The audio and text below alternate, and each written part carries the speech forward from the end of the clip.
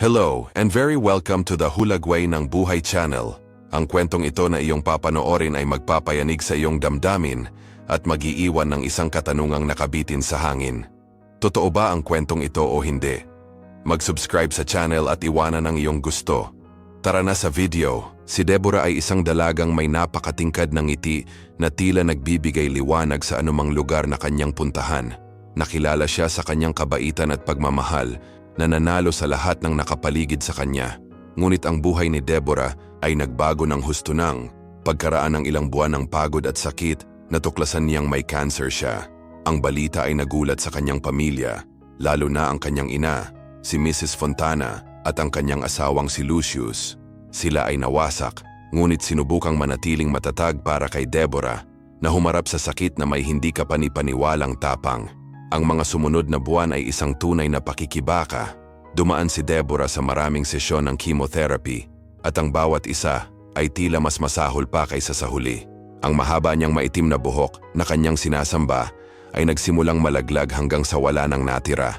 Ang kanyang katawan na dating malusog at puno ng enerhiya ay naging marupok at pagod.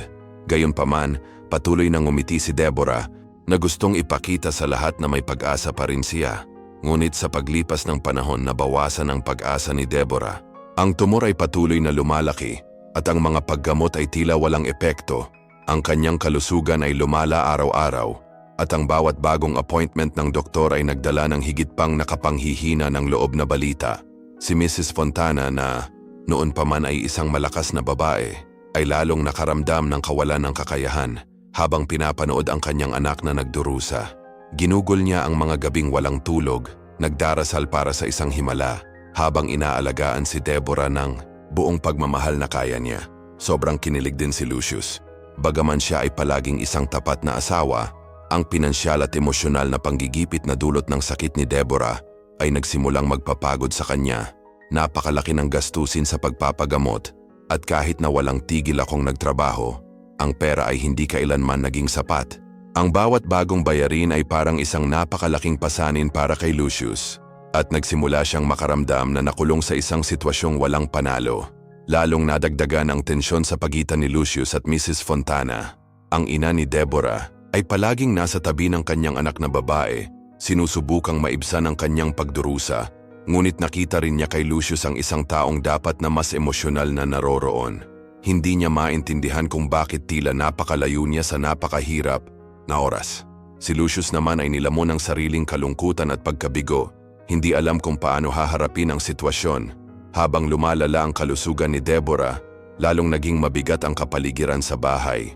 Ang apartment na dati puno ng buhay at saya ngayon ay nababalot ng ulap ng kalungkutan. Si Lucius at Mrs. Fontana ay madalas na nagtalo at ang tensyon ay nasa hangin. Si Lucius na dating itinuturing na responsable at mapagtanggol ay nagiging isang mapait at walang pasensya na tao.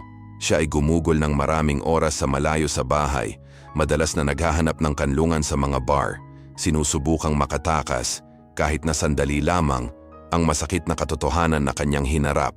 Nang sa wakas ay umuwi si Lucius, ang kapaligiran ay sinisingil ng tensyon. Si Mrs. Fontana na hindi pa ganap na tinanggap ang kasal ng kanyang anak na si Deborah ay lalo pang nagdamdam ngayon. Para sa kanya, si Lucius ay hindi lamang isang malayong manugang, ngunit isang taong nabigong magbigay ng suporta na lubhang kailangan ni Deborah. Ang kanyang pagkadismaya ay nahahayag sa maliliit na komento at mga pahiwatig na parang matalim na kutsilyo na laging nagbubuga ng mga sugat. Ang bahay na dati ay isang lugar ng kaginhawahan, ngayon ay nababalot ng mabigat at mapang-aping kapaligiran. Hinayaan ni Mrs. Fontana ang kanyang sarili na ipahayag ang kanyang kawalang kasiyahan ng hayagan, madalas na gumagawa ng mga sarkastikong pahayag tungkol sa kawalan ni Lucius at kawalan ng empatiya. "Tingnan mo, laging nawawala kapag kailangan mo ng responsableng lalaki," she said, her voice full of contempt. "Habang wala ka, sino ang nandito na nakaharap sa realidad?" Si Lucius, na nararamdamang patuloy na inaatake, ay hindi napigilan ang sarili. Ang kanyang pagkadismaya at pagkakasala ay napalitan ng galit. "Sa tingin mo ba madali para sa akin?" Sigaw niya sa isang saglit na pagsabog, nanginginig ang boses niya sa pagkabalisa. "Buong araw akong nagtatrabaho para bayaran ang mga bayarin na ito. Habang nakaupo ka rito na pinipintasan ako, wala kang ideya sa pinagdadaanan ko. Pakiramdam niya ay nakikipaglaban siya sa isang malungkot na labanan, kung saan ang bawat salita ng kanyang biyenan ay direktang atake sa kanyang pagkatao. Si Mrs. Fontana, bagamat labis na nasaktan sa sitwasyon, ay walang pasensya sa mga reklamo ni Lucius. Para sa kanya, ang walang laman na mga salita ni Lucius ay isang bigong pagtatangka na ilihis ang responsibilidad. Nakita niya ang kanyang kawalan ng suporta bilang isang malubhang kabiguan at isang anyo ng pagkakanulo sa alaala ni Deborah. Lalong uminit ang mga pagtatalo sa pagitan nila, na kadalasang nagiging sigawan at akusasyon. Ang kapaligiran sa bahay ay naging hindi mabata, na may tensyon na nakabitin sa hangin tulad ng isang madilim, nagbabantang ulap. Ang dating karaniwang pag-uusap ay nauwi na sa araw-araw na paghaharap. Ang bahay ay minarkahan ng patuloy na pagpapalitan ng matatalas na salita at naipon na sama ng loob. Pakiramdam ni Lucius ay patuloy siyang nagpupumilit na ipagtanggol ang kanyang mga aksyon, habang si Mrs. Fontana naman ay nadama na siya ay nakikipaglaban upang panatilihing buo ang pamana ng kanyang anak. Ang bawat isa ay nadama na ang kanilang sariling sakit at pagkabigo ay mas mahalaga kaysa sa iba, at ang kawalan ng pag-unawa sa isa't isa ay nagdulot lamang ng poot sa pagitan nila. Sa paglipas ng panahon, ang tensyon ay tumaas lamang, na lumilikha ng lalong hindi kanais-nais at hindi komportable na kapaligiran. Si Lucius at Ginningeter Fontana ay nakulong sa isang ikot ng mga akusasyon at sama ng loob, hindi makahanap ng karaniwang batayan o solusyon sa kanilang mga problema. Ang tahanan, na dapat ay isang kanlungan ng pagmamahal at suporta, ay naging isang emosyonal na larangan ng digmaan, kung saan ang bawat araw ay isang pakikibaka upang mapanatili ang katinuan at dignidad sa gitna ng kaguluhan. Habang lumalala ang karamdaman ni Deborah, halos hindi na makayanan ang sitwasyon. Ang pag-asa ay kumukupas, at ang pamilya ay natagpuan ang kanilang sarili sa isang ipo-ipo ng magkasalungat na damdamin. Si Deborah, kahit na lumaban siya upang mapanatili ang kanyang espiritu, nadama na siya ay nagiging pabigat sa mga mahal niya. Ngunit kahit na sa harap ng labis na sakit at kalituhan, isang maliit na sinag ng liwanag ang nanatili. Sa gitna ng kaguluhan, nagsimulang magsama-sama si Deborah at ang kanyang pamilya sa hindi inaasahang paraan. Ang maliliit na kilos ng pagmamahal at mga sandali ng pag-unawa ay nagsimulang lumitaw, na nagpapakita na kahit na sa pinakamadilim na sitwasyon, ang pag-asa at sangkatauhan ay maaaring magningning. Ang buhay ni Deborah ay nagsimulang magbago sa isang malungkot na paraan ng si Lucius.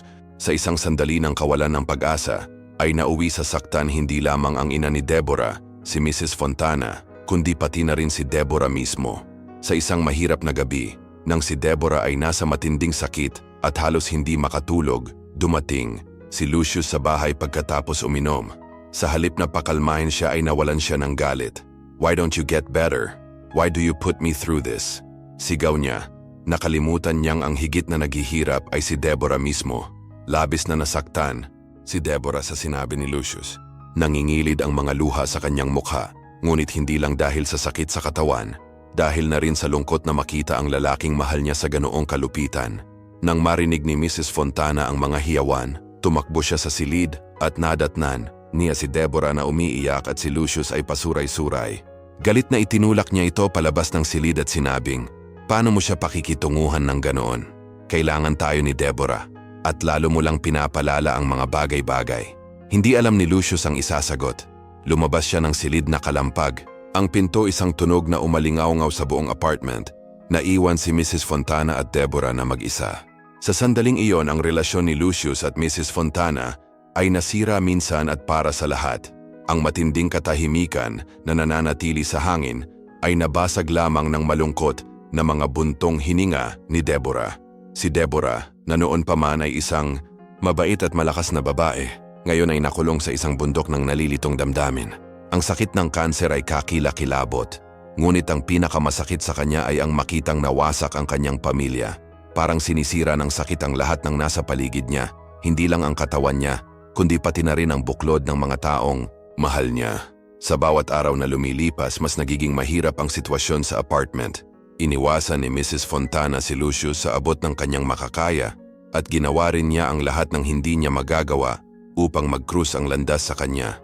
ngunit maliit lang ang apartment, kaya hindi maiiwasan ang mga pagtatagpo.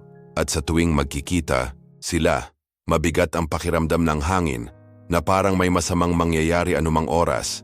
Si Deborah, na dating sinubukang panatilihin ang kapayapaan, ngayon ay nakaramdam ng kawalan ng lakas. Gusto niyang tumulong, gusto niyang bumalik sa normal ang lahat, ngunit sa sobrang hina niya ay hindi niya magawa. Lumipas ang oras, lalo lang lumala ang sitwasyon. Si Deborah, na lalong pagod, ay alam na ang kanyang sakit ay nakakasakit sa lahat.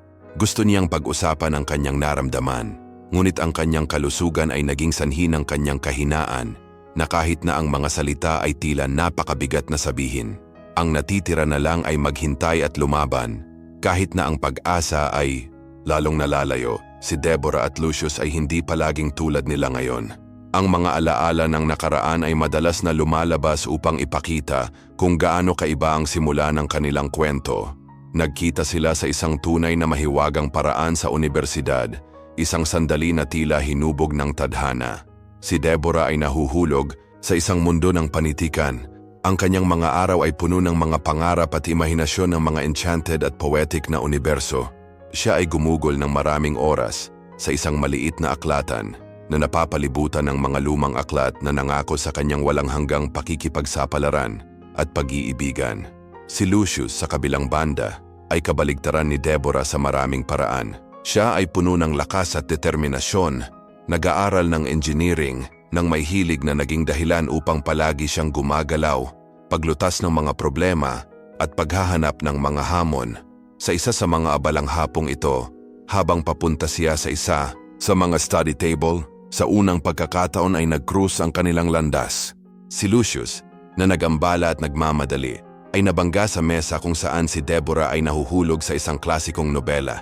Dahil sa impact ay muntik nang mahulog sa sahig ang libro ni Deborah at ang takot sa mukha nito ay mabilis na napalitan ng ngiti ng kaba. Si Lucius, na may apologetic look at nahihiyang ngiti, ay yumuko para tumulong sa pagkolekta ng mga nakakalat na papel at libro. "I'm sorry, hindi kita nakita doon," sabi niya, sinusubukang itago ang sarili niyang pagkagulat. Si Deborah sa kanyang unang pagkamahiyain ay nagsimulang mag-relax habang si Lucius ay nagpakita ng tunay na interes na malaman ang higit pa tungkol sa kanyang binabasa. Lumipas ang mga minuto, natural na dumaloy ang usapan nila. Ibinahagi ni Lucius ang kanyang mga kwento ng mga pag-aaral at mga hamon sa engineering, habang si Deborah ay nagsalita tungkol sa kanyang mga hilig sa panitikan at ang mga mundong natagpuan niya sa mga pahina ng mga libro. Ang kumpiyansa at sigasig ni Lucius ay nagwakas sa pagiging mahiyain ni Deborah na lumikha ng isang puwang kung saan siya ay komportable at tinatanggap. Damang-dama ang koneksyon sa pagitan nila na para bang huminto ang universo upang pagtagpuin ang dalawang pusong nakatakdang magkita. Ang pagpupulong na iyon sa silid-aklatan ang simula ng isang kwentong tila isinulat sa mga bituin. Nagsimula silang galugarin ang iba't ibang panig ng buhay nang magkasama. Dinala ni Deborah ang mahika ng mga kwento sa katotohanan ni Lucius at ipinakita niya sa kanya ang kagandahan ng lohika at katwiran. Ito ay isang relasyon kung saan nakilala ng tula ang engineering, kung saan ang bawat tao ay natuto at lumago mula sa isa, at kung saan ang mga pangarap at katotohanan ay magkakaugnay. Ngunit ngayon, ang mahika ng mga araw na iyon ay tila malayo, tulad ng isang alaala ng isang panahon na mas simple at puno ng pag-asa. Si Deborah, na dati time team na naniniwala sa mga maligayang pagtatapos at tunay na mga kwentong engkanto, ay nagsimulang mag-isip kung ang kwento nila ni Lucius ay magkakaroon ng ibang kalalabasan kaysa sa naisip niya. Ang liwanag ng mga araw na nagdaan ay tila lumabo dahil sa malupit na katotohanan at mga hamon na kinakaharap nila ngayon. Gayunpaman, kahit nasa harap ng lahat ng mga paghihirap, si Deborah ay nagtago pa rin ng kaunting pag-asa sa kanyang puso, tulad ng isang maliit na apoy na tumangging mawala. Ang pag-asang iyon ay isang mahina, ngunit patuloy na liwanag na nagpapaliwanag sa kanyang mga iniisip at nagpapaalala sa kanya na sa kabila ng mga hadlang, ang mahika ng kanyang unang pagkikita ay bahagi pa rin niya. Ito ay apoy na bagamat mahina, ay patuloy na nagpainit sa kanya at gumabay sa kanya sa kadiliman na bumabalot ngayon sa kanyang buhay at sa kanyang relasyon kay Lucius. Habang mas maraming oras na magkasama sina Deborah at Lucius, nagsimulang mawala ang pagkamahiyain ni Deborah. Napagtanto niya na sa likod ng pagtitiwala ni Lucius, mayroong isang tunay na lalaki na tunay na nagmamalasakit sa kanya. Interesado si Lucius na malaman kung ano ang iniisip ni Deborah tungkol sa mga librong binabasa niya at kung paano niya nakita ang mundo. Gustong-gusto niyang pakinggan si Deborah na nagsasalita at nabigani siya ng tamis nito. Si Deborah ay sensitibo at malalim sa paraang hindi pa nakatagpo ni Lucius at lalo siyang naakit nito. Ang kanilang pagkakaibigan ay lumago ng natural at kusang loob. Nagsimula silang magkita ng mas madalas, magkasamang nag-aaral at pinag-uusapan ang kanilang mga hilig at interes. Ang nagsimula sa simpleng pagpapalitan ng tingin at salita ay naging mas malalim. Ang pagmamahal at pag-unawa sa pagitan nila ay lumago. At sa lalong madaling panahon ang pagkakaibigan ay naging isang pag-iibigan. Natuklasan ni Deborah at Lucius na, sa kabila ng pagkakaiba, ang kanilang mga kaluluwa ay konektado sa isang mahiwagang paraan na parang ito ay tadhana. Gayunpaman, kahit na sa lahat ng pagmamahal na kanilang nadama, ang relasyon ay hindi madali sa simula. Palaging may insecurities si Deborah at minsan ay iniisip niya kung ano ang nakita ni Lucius sa kanya.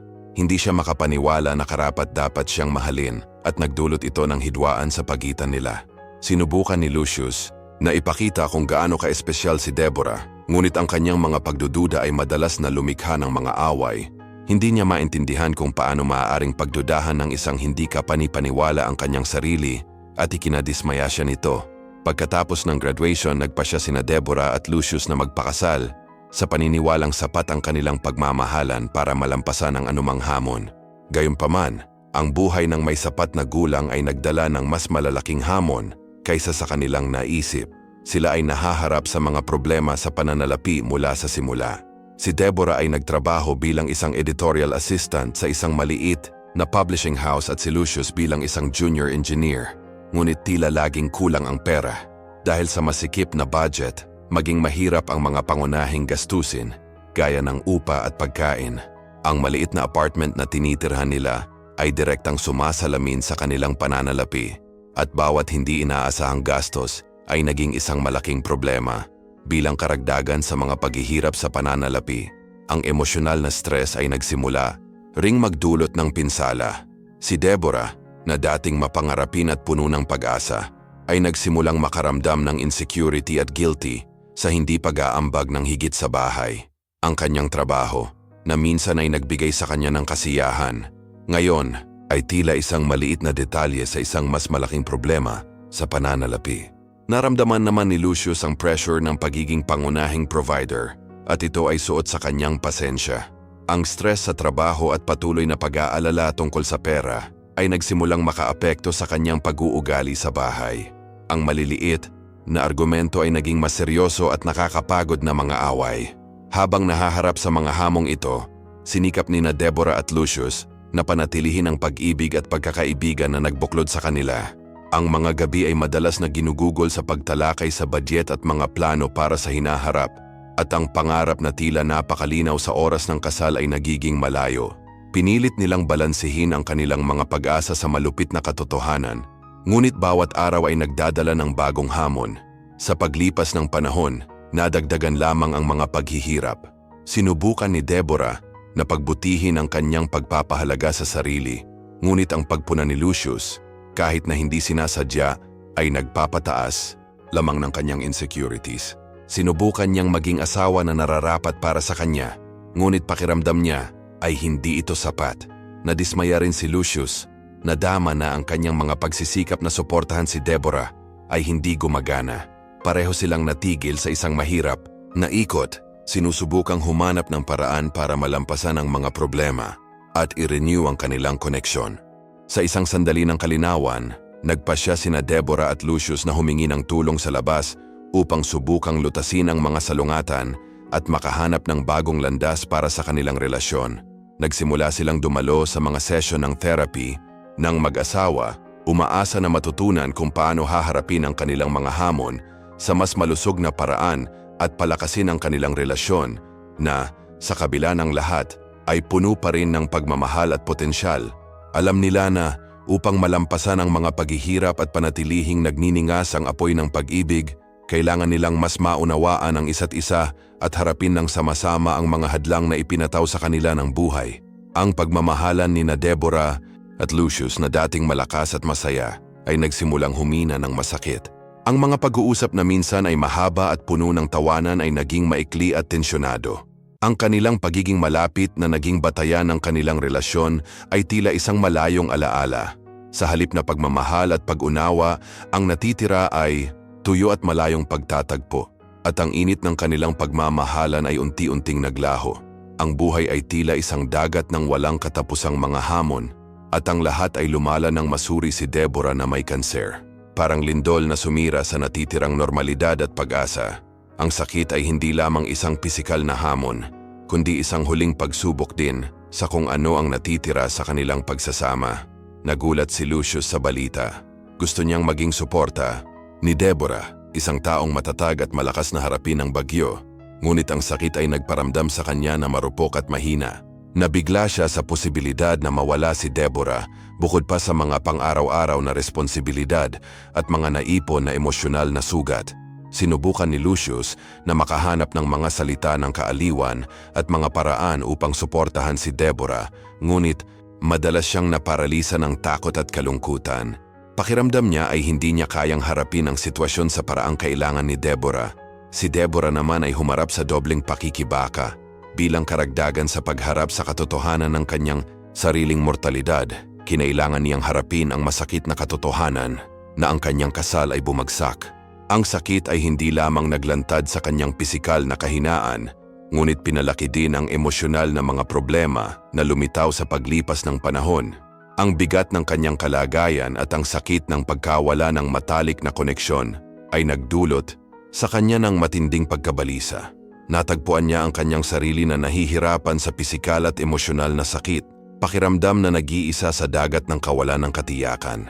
Ang mga sandali na dating puno ng pang-unawa ay nangingibabaw na ngayon ng takot at kawalan ng pag-asa. Kahit na sa pagmamahal na kanilang nadama, sina Deborah at Lucius ay hinahamon ng husto. Sinubukan nilang muling kumonekta at humanap ng paraan para harapin ang mga bagyong nagbabantang sirain ang lahat ng pinagsama-sama nilang itinayo. Itong malaking emosyonal at pisikal na hamon na sumubok hindi lamang sa pag-ibig, kundi pati na rin sa kakayahang harapin ang kahirapan ng may pag-asa. Sa kabila ng lahat, sinubukan ni Deborah na mapanatili ang pag-asa. Gusto niyang maniwala na kahit papaano ay maibabalik ng sakit ang pagmamahalan na pinagsaluhan nila. Ngunit habang lumalala ang kanyang kalusugan, tila mas malayo ang pagkakasundo. Ang dating isang relasyon na nakabatay sa pag-ibig ay namarkahan na ng sakit at hinanakit. Sa mga huling araw, magkahalong pisikal at emosyonal na paghihirap ang naramdaman ni Deborah. Inalis ng kanser ang kanyang pag-asa na gumaling at ginawa ng mga doktor ang lahat ng kanilang makakaya. Alam ni Deborah na nauubos na ang kanyang oras at sa kabila ng takot at sakit, sinubukan niyang makahanap ng kapayapaan sa mga alaala ng isang buhay na sa kabila ng mga paghihirap ay puno ng pagmamahal at mahahalagang sandali. Ginugol niya ang karamihan sa kanyang oras sa paghiga sa kama, napapaligiran ng mga larawan at alaala. Ang bawat imahe ay isang paalala ng masasayang panahon at isang buhay na puno ng pag-ibig. Ang mga larawan ng mga paglalakbay, mga pagpupulong kasama ang mga kaibigan at ang mga unang araw ng kanyang kasal kay Lucius ay nakatulong sa kanya na maalala ang mga sandali na nagdulot ng kagalakan sa kanyang buhay.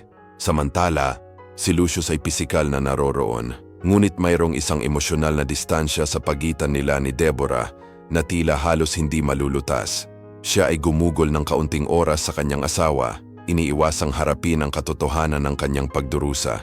Madalas na sinasabi ni Lucius na hindi niya nakikita si Deborah sa ganoong kahinaang kalagayan, na para bang ang kanyang pagkawala ay isang paraan ng pagprotekta sa kanyang sariling puso mula sa sakit na kanyang naramdaman. Ngunit sa totoo lang siya ay naparalisa ng pagkakasala at isang napakalaking pakiramdam ng kawalan ng kakayahan.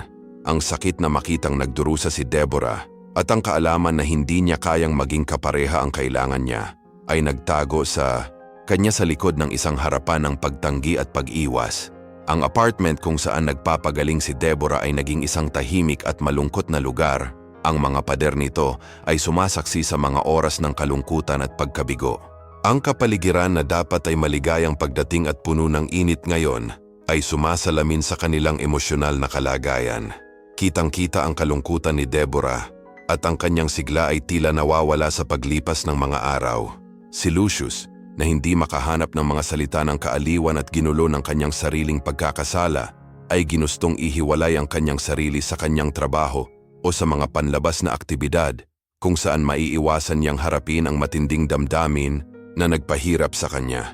Determinado na gumawa ng isang bagay upang makipag-ugnayan muli kay Deborah at ipakita ang kanyang pagmamahal. Nagpasya si Lucius na kailangan niyang lumampas sa mga dahilan at walang laman na pangako. Nagsimula siyang magplano ng sunod-sunod na maliliit na sorpresa, umaasa na makakatulong ang mga ito kay Deborah na madama ang higit na pagmamahal at pagkaaliw. Nagpasya si Lucius na mag-organisa ng isang espesyal na pagpupulong kasama ang malalapit na kaibigan at pamilya, mga taong naging mahalaga sa buhay ni Deborah at maaring mag-alok ng makabuluhang emosyonal na suporta. Tiniyak niya na ang bawat tao ay kasangkot, iniisip kung paano ang bawat isa sa kanila ay makapagbibigay ng kaunting liwanag at pagmamahal sa sandaling ito.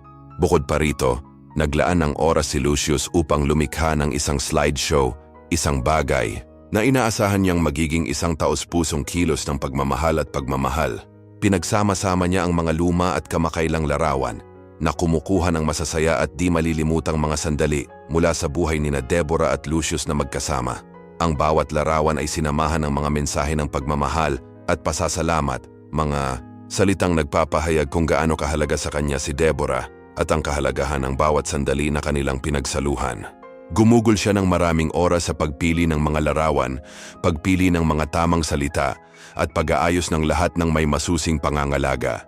Umaasa si Lucius na ang mga pagkilos na ito, sa kabila ng kanilang mga limitasyon, ay makatutulong kay Deborah na madama na mayroon pa ring malalim at tunay na pagmamahal sa paligid niya. Alam niya na kahit sa gitna ng sakit at paghihirap, mahalagang ipakita kay Deborah kung gaano siya kamahal at kung gaano kahalaga sa kanya ang pagmamahal nito. Sa pamamagitan ng maliliit na sorpresa at kilos na ito, sinubukan ni Lucius na bumuo ng isang emosyonal na tulay na maaaring tumawid sa distansya na nabuo sa pagitan nila.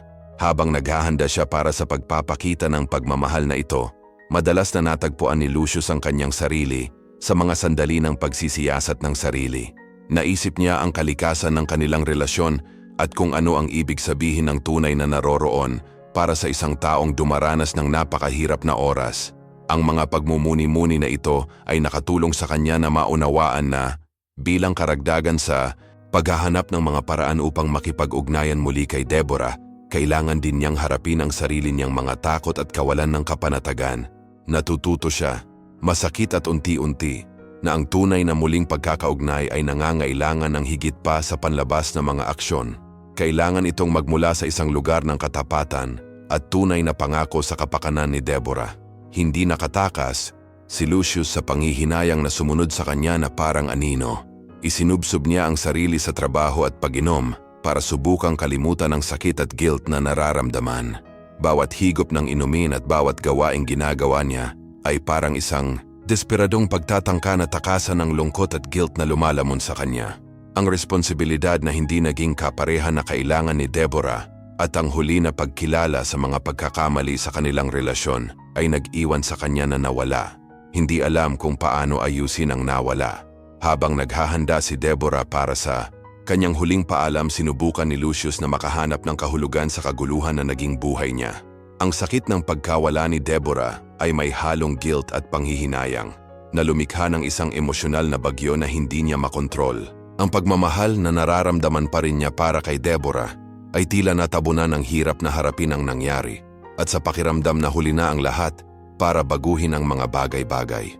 Sa kanilang mga huling sandali na magkasama, sina Deborah at Lucius ay nasa isang lugar kung saan ang pag-ibig at sakit ay magkakaugnay sa masalimuot at hindi maiiwasang mga paraan. Bawat isa ay humaharap sa pagkawala sa mga paraan na mahirap, maunawaan at tanggapin. Si Mrs. Fontana, ina ni Deborah, ay nasa tabi ng kanyang anak sa lahat ng oras. Inaalagaan siya ng may napakalaking dedikasyon. Ang sakit na makita si Deborah na papalapit sa dulo ay napakatindi, ngunit alam niyang kailangan niyang maging matatag para kay Deborah. Tahimik na nagpalitan ng tingin ang mag-ina at bagaman madalas kulang ang mga salita, malalim at puno ng pagmamahal ang ugnayan sa pagitan nila. Pagkatapos, sa isang mapayapang bukang liwayway, kasama ng buwan ng mahinang pag-iilaw sa silid. Napahinga si Deborah. Hinawakan ni Mrs. Fontana ang kanyang kamay at bumubulong ng mga salita ng kaaliwan nang maramdaman niyang humina at tuluyang tumigil ang pagkakahawak ng kanyang anak. Isang matinding katahimikan ang bumalot sa silid at sa ilang sandali, tila huminto ang oras. Ang sakit ng pagkawala ay tumama kay Mrs. Fontana na parang isang malakas na alon, ngunit kasabay nito, nakaramdam siya ng kakaibang ginhawa nang malaman niyang tapos na ang pagdurusa ni Deborah. Nasa sala si Lucius nang marinig niya ang tahimik na pag-iyak ng kanyang biyenan at agad niyang nalaman ang nangyari. Natigilan siya saglit, hindi alam kung paano iproseso ang realidad. Nang tuluyan na siyang makapasok sa silid, nadatnan niya si Deborah na nakahiga, tahimik, na parang natutulog lang. Lumapit siya sa kama at isang pakiramdam ng ganap na kawalan ang bumalot sa kanya. Ang mga katagang I love you ay tumatak sa kanyang lalamunan, hindi kailanman nabigkas sa mga huling sandali na magkasama sila. Nang pumanaw si Deborah, tumindi ang sakit na naramdaman ni Lucius at nadagdagan ang tensyon sa pagitan nila ni Mrs. Fontana.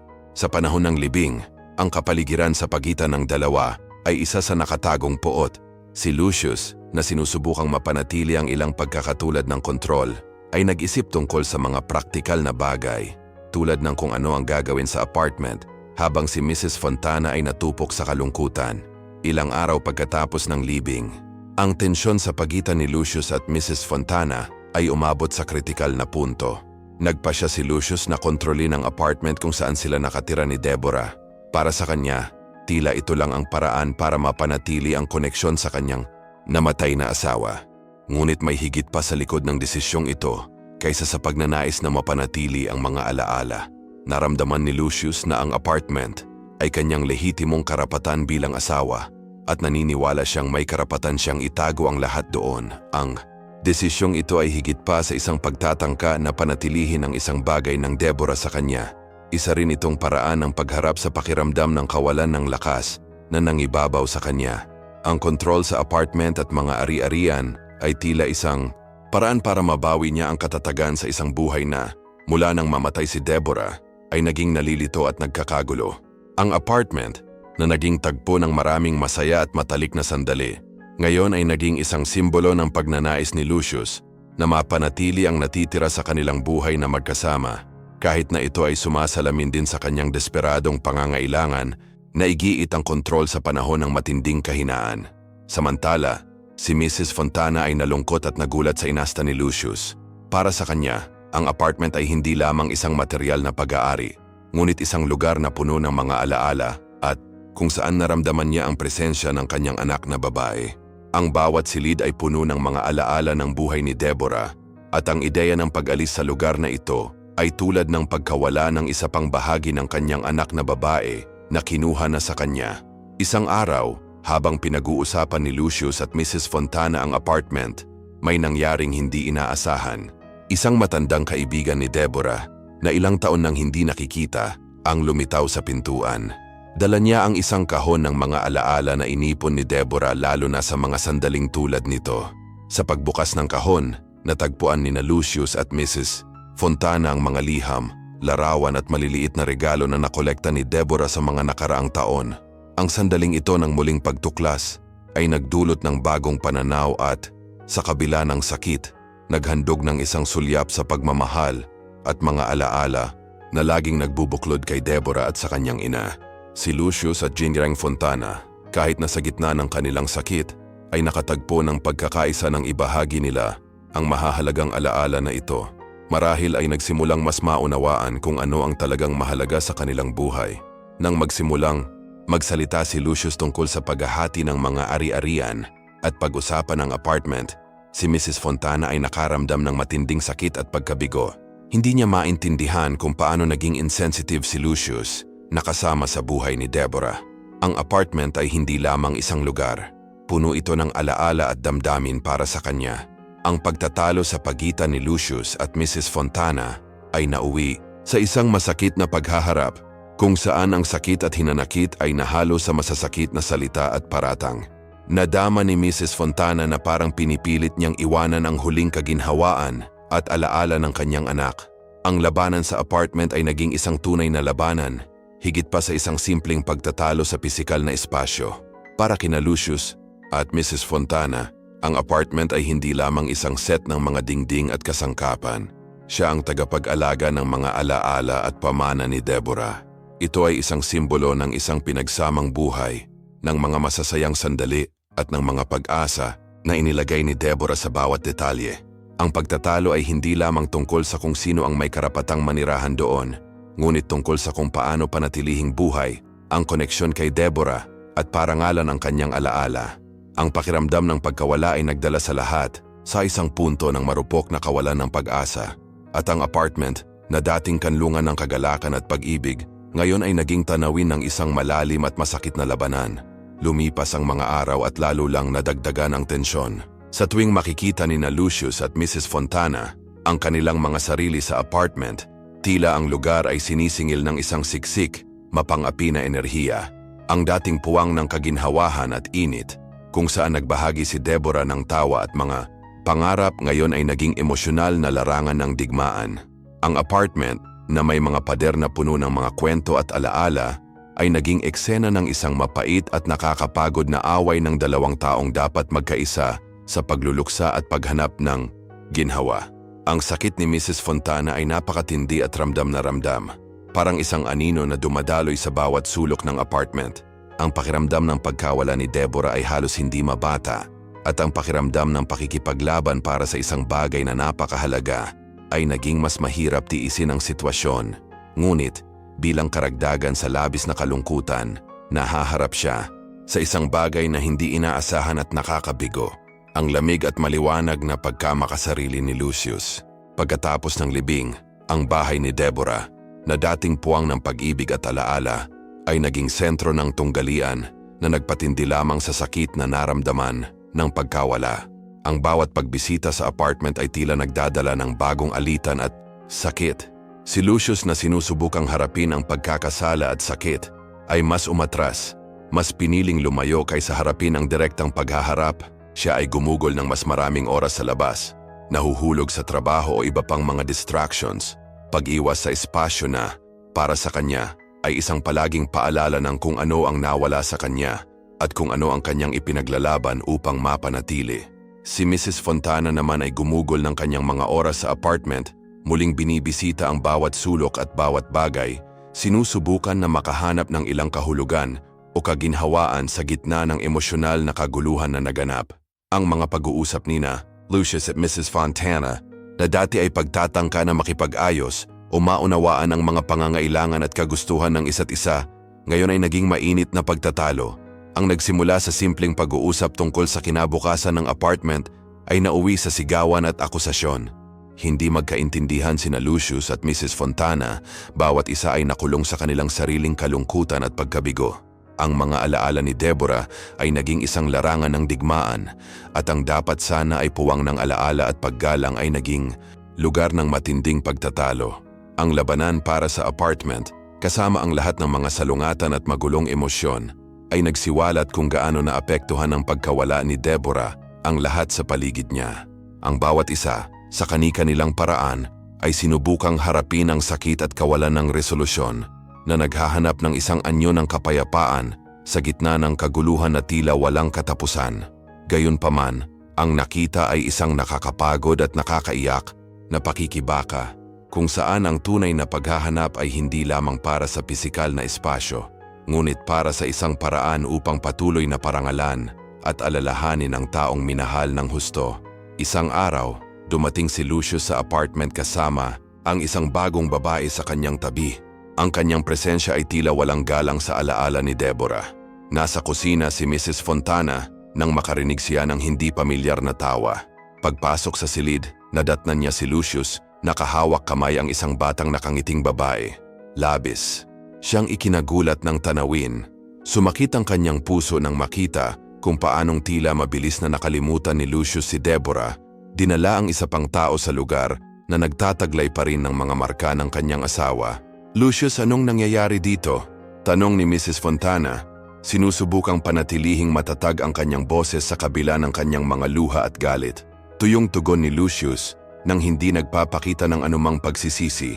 Kailangan nating magpatuloy. Mrs. Fontana, wala na si Deborah at nagpapatuloy ang buhay. Ang mga salitang iyon ay parang kutsilyo sa puso ni Mrs. Fontana. Ang bawat isa ay tila mas malalim kaysa sa anumang pisikal na sakit. Pinilit niyang huwag umiyak, ngunit labis siyang nasaktan sa sinabi ni Lucius. Si Mrs. Fontana ay tumingin kay Lucius para sa ilang palatandaan ng lalaking nagmamahal sa kanyang anak. Umaasang makakita ng kislap ng habag. Gayunpaman, siya ay natagpuan lamang ang pagwawalang bahala na parang ang nakaraan at sakit ay wala na para sa kanya. Ang bagong asawa ni Lucius ay tila hindi napapansin ang paghihirap na idinudulot nito. Pinagmamasdan niya ang eksena ng may pagtataka na parabang si Mrs. Fontana ay isang estranghero. Ang kanyang presensya ay parang isang malupit na paalala na ang mundo ay nagpatuloy. Kahit na pakiramdam na ang lahat ay nahuhulog para kay Miss Fontana. Pakiramdam na sinalakay at walang magawa. Si Mrs. Fontana ay nakaranas ng malalim na pakiramdam ng pagkahiwalay at paghihirap. Ang kanyang sariling tahanan, ang lugar kung saan siya dapat ay nakatagpo ng kaginhawahan, ay naging isang pagalit na lugar. Para bang ang tahanan na naging kanlungan ng mga alaala at damdamin ay kinuha ng isang taong walang karapatang mapunta doon. Nadama niya na ang esensya ng buhay kasama si Deborah ay hindi iginagalang at napalitan ng isang bagong katotohanan na hindi niya handang tanggapin.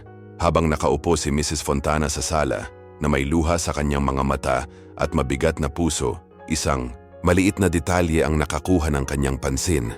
Sa sulok ng silid, may isang kahon ng mga lumang laruan na inipon ni Deborah noong magkaapo siya. Ang makulay na mga kulay at kaakit-akit na mga laruan ay tila isang eko ng nakaraan na nagpapaalala sa kanya ng masasayang araw na magkasama sila.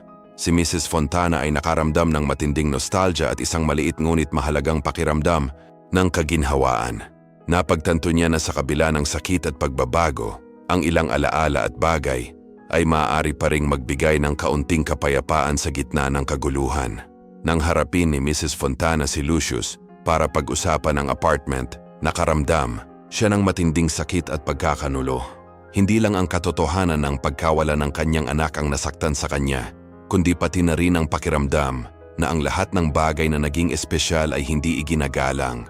Para sa kanya, ang apartment ay hindi lamang isang lugar. Ito ay isang puwang na puno ng mahahalagang alaala ni Deborah.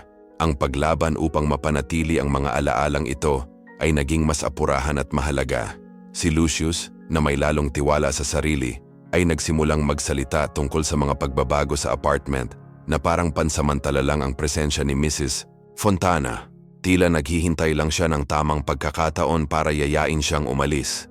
Ngunit si Mrs. Fontana, na naantig sa pagmamahal at sakit na nararamdaman pa rin niya para kay Deborah, ay hindi payag na burahin ni Lucius ang mga alaala ng kanyang anak ng ganon kadali. Hindi mo lang ito maaalis sa akin, Lucius, sabi ni Mrs. Fontana. Matatag ang boses sa kabila ng mga luhang nagbabadyang bumagsak. Itong bahay na lang ang natitira kay Deborah at hindi ko hahayaang sirain mo ito.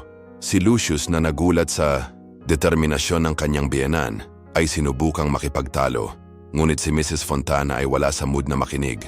Alam niyang kailangan niyang ipaglaban, hindi lamang para sa kanyang mga karapatan, kundi para sa paggalang sa alaala ng kanyang anak na babae na nararapat na parangalan.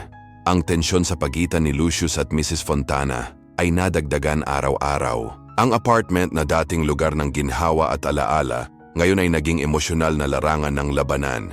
Nais ni Lucius na ganap na kontrolin ang espasyo sa paniniwalang may karapatan siyang sumulong ng walang mga string ng nakaraan. Ngunit si Mrs. Fontana, na dala ng pagmamahal at sakit, ay hindi madaling sumuko. Ang highlight ng labanan na ito ay dumating sa isang malamig, tahimik na umaga. Nang tangkain ni Miss Fontana na pumasok sa apartment, natuklasan niyang napalitan na ang mga kandado. Gulat na gulat siya habang nakatingin sa pintuan na dating pasukan sa mundo niyang puno ng alaala kasama si Deborah.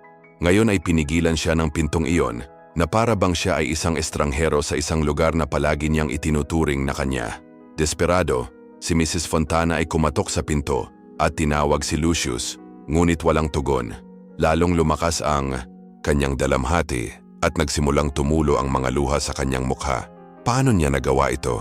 Ikulong siya, na parang wala na siyang puwang sa buhay ng sarili niyang anak. Ang kawalan ng pag-asa ay napalitan ng galit Hindi alam kung ano ang gagawin, nagpasya si Miss Fontana na tumawag ng pulis. Nang dumating ang mga opisyal, ipinaliwanag niya ang sitwasyon sa nanginginig na boses, sinusubukang manatiling kalmado habang ang kanyang emosyon ay umaagos. Nakinig ng mabuti ang mga pulis at hindi napapansin ang lungkot sa kanilang mga mata. Maya-maya pa, lumitaw si Lucius. Galit na galit nang makita ang pulis.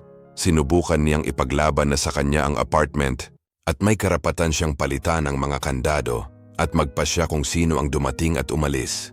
Sinabi ni Lucius na nagmalabis si Mrs. Fontana at gusto lang niyang magpatuloy ang kapayapaan sa kanyang buhay.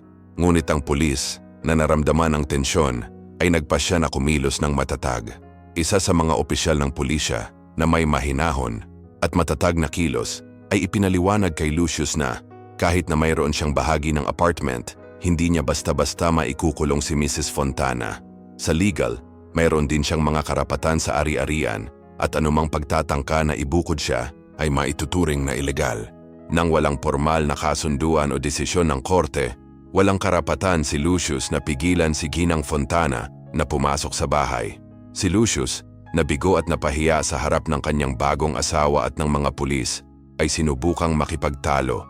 Ngunit, sa lalong madaling panahon natanto na walang paraan upang manalo sa labanang iyon sa sandaling ito. Ang batas ay nasa panig ni Miss Fontana kahit sa ngayon. Ang presensya ng mga pulis ang naging dahilan ng kanyang pag-atras, bagamat ang kanyang sama ng loob ay nagpapakita na hindi siya madaling sumuko. Pagkatapos ng interbensyon ng pulisya, sa wakas ay nakapasok na si Miss Fontana sa apartment. Ngunit habang naglalakad siya sa pintuan, napagtanto niya na ang lugar na dati niyang kanlungan ay namarkahan na ngayon ng pagkakaroon ng isang labanan na hindi lamang legal, kundi emosyonal din. Ang sakit ng pagkakaroon ng labanan upang panatilihing buhay ang alaala ng kanyang anak na babae ay halos hindi mabata, ngunit alam niyang wala siyang pagpipilian. Habang tumitingin sa paligid ng apartment, nakita ni Mrs. Fontana ang larawan ni Deborah sa mesa sa sala. Ang imahe ni Deborah na nakangiti ay nagdala ng isang alon ng kaginhawaan at nabago rin ang determinasyon. Alam niya na sa kabila ng mga paghihirap, bawat sulok ng apartment ay dinadala pa rin ang pagmamahal at presensya ng kanyang anak.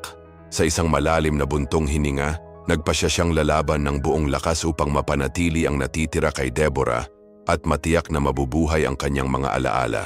Matapos tulungan ng mga pulis si Miss Fontana na bumalik sa kanyang apartment, alam niyang malayo pa ang laban. Ang apartment, na dapat ay isang lugar na puno ng magagandang alaala, ay naging isang larangan ng digmaan kung saan kailangan niyang ipagtanggol ang alaala ni Deborah. Nadama ni Miss Fontana na kailangan niya ng tulong sa pag-navigate sa mga legal na komplikasyon na nakapalibot sa mana ng kanyang anak na babae. Determinado na protektahan ang apartment at ang alaala ni Deborah, humingi ng abogado si Mrs. Fontana. Alam niya na komplikado ang mga batas sa mana, ngunit handa siyang gawin ang lahat para matiyak na hindi siya mapapatalsik ni Lucius o hindi igalang ang pamana ni Deborah. Sa opisina ng abogado, balisa si Miss Fontana habang sinusuri ang mga dokumento.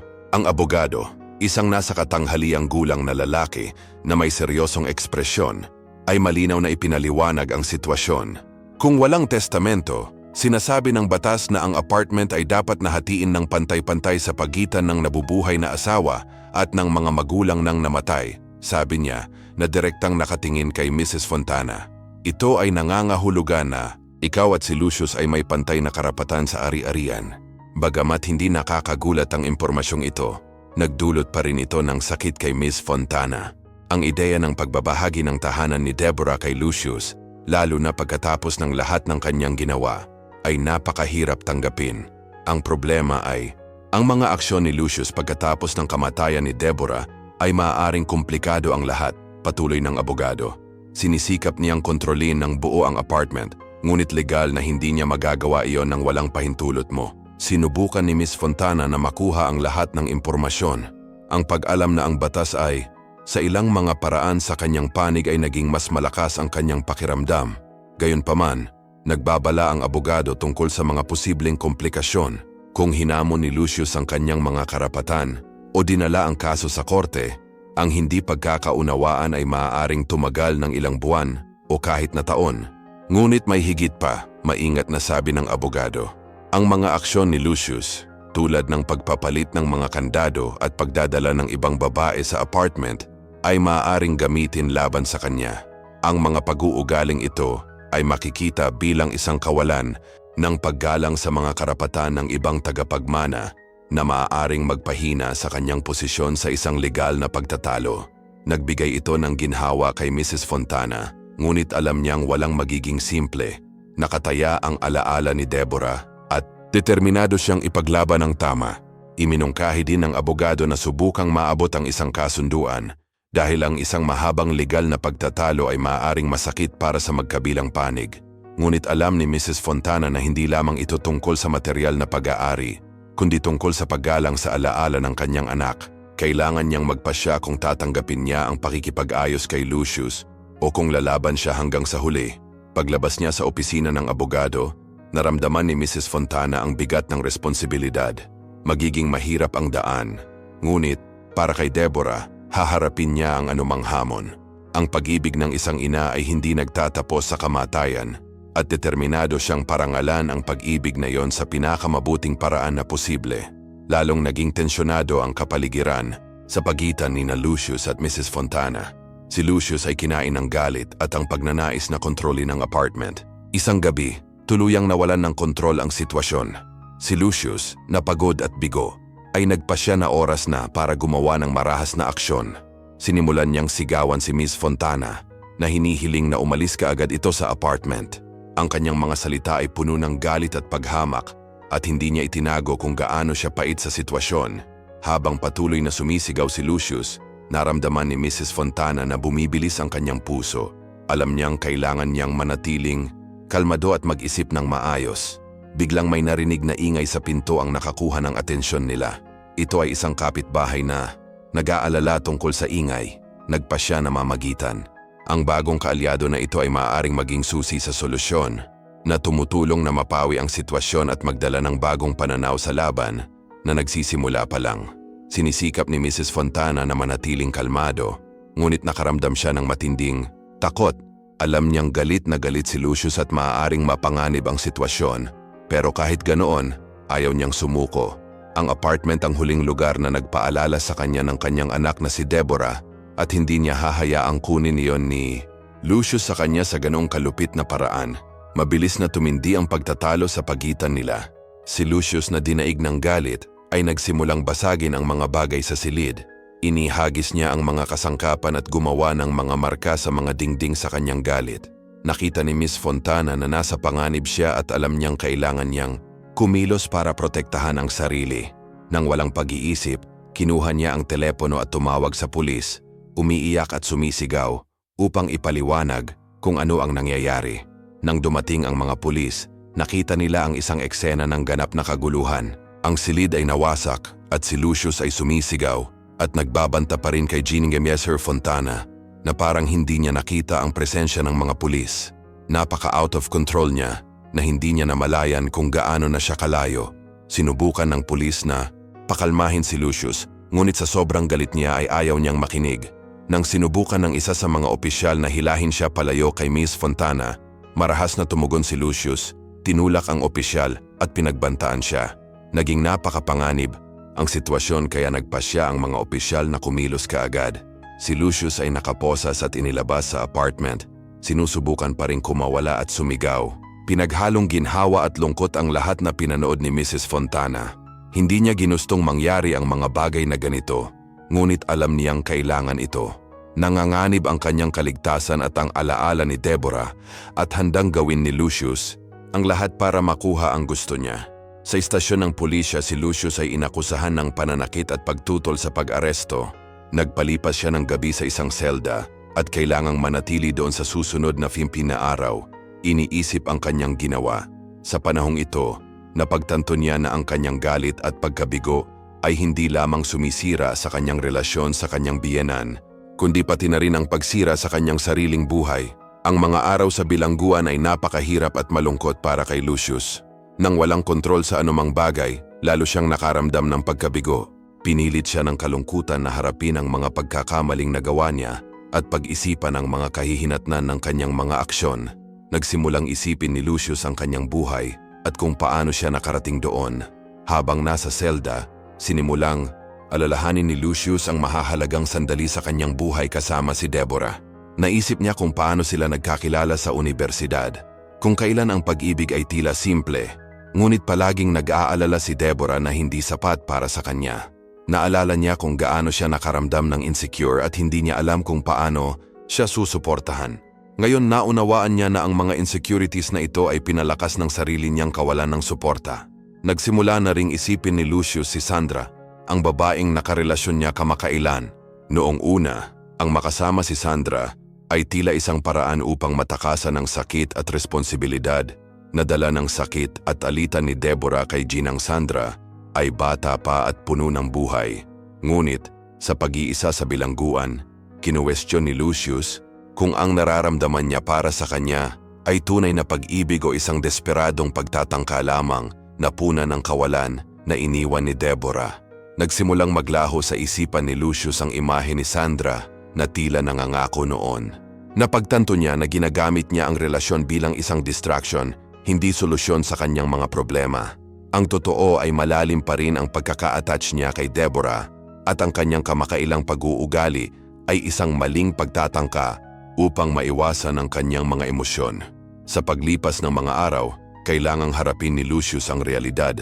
Sinira niya hindi lamang ang relasyon kay Mrs. Fontana, kundi pati na rin ang alaala ni Deborah na kumikilos ng makasarili at pabigla-bigla. Ngayon, nakulong at nag-iisa, inisip niya kung may pagkakataon pa bang itama ang mali niyang nagawa. Ang kalungkutan sa bilangguan ay nagbigay din kay Lucius ng panahon para isipin ang hinaharap. Iniisip niya kung kapag umalis siya, maaari niyang subukang makipagpayapaan kay Ganon Fontana at makahanap ng isang paraan upang parangalan ang alaala ni Deborah o kung ang pinsala ay hindi na mababawi. Ang bawat araw sa selda ay isang paalala ng pangangailangang magbago at alam ni Lucius na ang tunay na hamon ay ang pagharap sa kanyang mga pagkakamali at paghahanap ng paraan upang tubusin ang kanyang sarili. Kahit na mahirap, napagtanto ni Lucius na kailangan niyang magbago. Alam niya na kapag nakalabas na siya sa kulungan, mahihirapan siya sa hinaharap. Hindi pa tapos ang pakikipag-away kay Mrs. Fontana at kailangan niyang humanap ng paraan para malutas ang lahat sa mahinahon at magalang na paraan, isang bagay na hindi pa niya nagagawa noon. Binigyan din ng bilangguan si Lucius ng panahon na pag-isipan kung ano ang talagang mahalaga. Nakita niya na bagamat maraming problema ang relasyon nila ni Deborah, may mga sandali din ng tunay na pag-ibig na na-miss niya. At kahit sinubukan niyang mag-move on ng mabilis, naiintindihan niya na hindi niya basta-basta makakalimutan ang nakaraan o palitan si Deborah. Kailangan niyang matutong harapin ang sakit at humanap ng paraan para parangalan ang alaala nito sa halip na subukang tumakas mula rito. Nang tuluyang umalis si Lucius sa bilangguan, siya ay naging mas kalmado at mas maalalahanin. Alam niyang binago siya ng panahon niya roon, ngunit hindi niya pa rin alam kung paano makakaapekto ang mga pagbabagong iyon sa kanyang buhay. Hindi siya sigurado kung ano ang susunod na gagawin, ngunit isang bagay ang tiyak, hindi siya makapagpatuloy kung ano siya. Kailangan niyang humanap ng paraan para makipagpayapaan sa kanyang sarili, sa nakaraan, at kahit papaano kay Mrs. Fontana. Marami pa ring hamon ang landas sa hinaharap, ngunit sa unang pagkakataon sa mahabang panahon, handang harapin ni Lucius ang mga ito sa bagong paraan. Gusto niyang humanap ng paraan para mahilom ang mga sugat na dulot niya at marahil tubusin ang sarili sa mata ng lahat at lalo na sa sarili niya. Habang iniisip ni Lucius ang hinaharap, nagpasya siyang gumawa ng ibang bagay. Sumulat siya ng liham kay Ginang Fontana, taos-pusong humihingi ng tawad at nagmumungkahi ng isang mahinahong pag-uusap. Alam niyang hindi mabubura ng mga salita ang nakaraan, ngunit umaasa siyang ito ay isang hakbang patungo sa pagsisimulang ayusin ang mga bagay. Determinado si Lucius na ipakita na nagbago na siya at gawin ang kanyang makakaya para parangalan si Deborah sa paraang magdudulot ng kapayapaan sa lahat.